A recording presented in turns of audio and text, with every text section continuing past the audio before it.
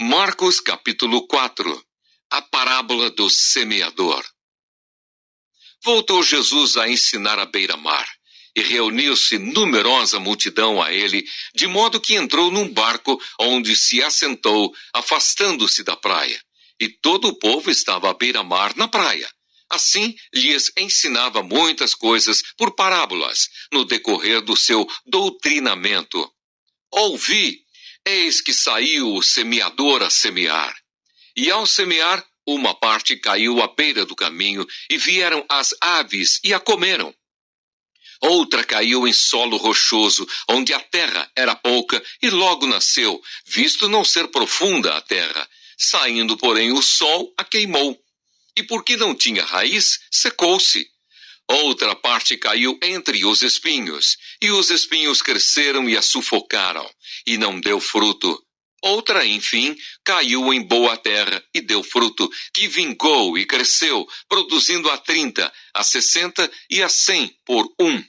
E acrescentou: quem tem ouvidos para ouvir, ouça.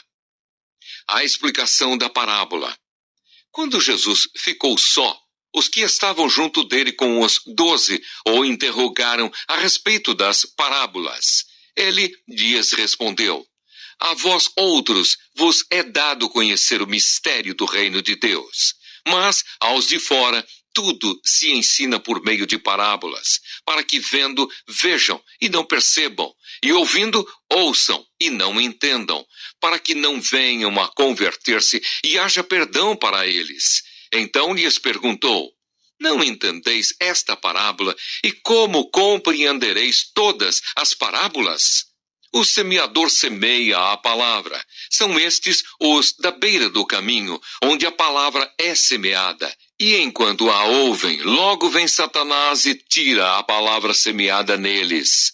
Semelhantemente, são estes os semeados em solo rochoso, os quais, ouvindo a palavra, logo a recebem com alegria. Mas eles não têm raiz em si mesmos, sendo antes de pouca duração. Em lhes chegando a angústia ou a perseguição por causa da palavra, logo se escandalizam. Os outros, os semeados entre os espinhos, são os que ouvem a palavra, mas os cuidados do mundo, a fascinação da riqueza e as demais ambições, concorrendo, sufocam a palavra, ficando ela infrutífera.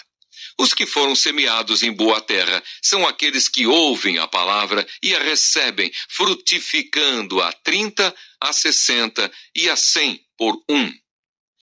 A parábola da candeia.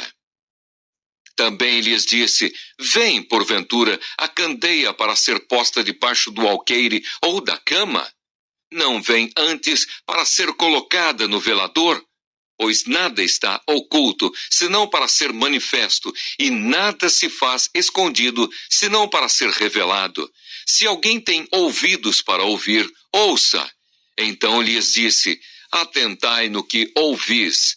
Com a medida com que tiverdes medido, vos medirão também, e ainda se vos acrescentará.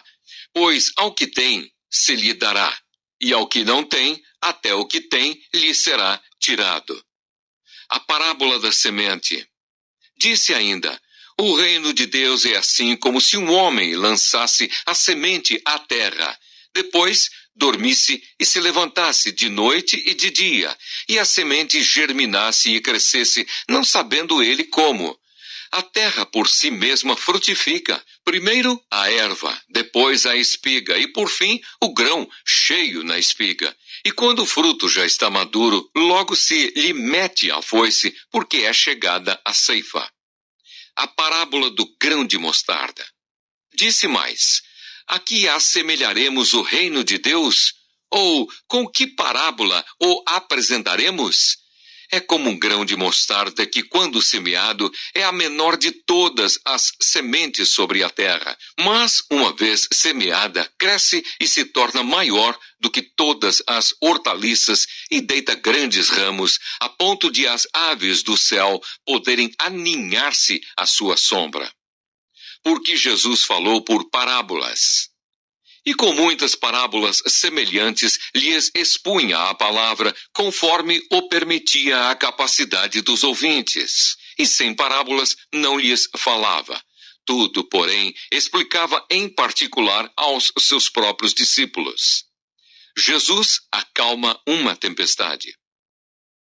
Naquele dia, sendo já tarde, disse-lhes Jesus: passemos para a outra margem. E eles, despedindo a multidão, o levaram assim como estava no barco, e os outros barcos o seguiam. Ora, levantou-se grande temporal de vento, e as ondas se arremessavam contra o barco, de modo que o mesmo já estava a encher-se de água. E Jesus estava na popa, dormindo sobre o travesseiro. Eles o despertaram e lhes disseram: Mestre, não te importa que pereçamos? E ele, despertando, repreendeu o vento e disse ao mar: acalma-te, emudece. O vento se aquietou e fez-se grande bonança. Então lhes disse: por que sois assim tímidos? Como é que não tendes fé? E eles, possuídos de grande temor, diziam uns aos outros: quem é este que até o vento e o mar lhe obedecem?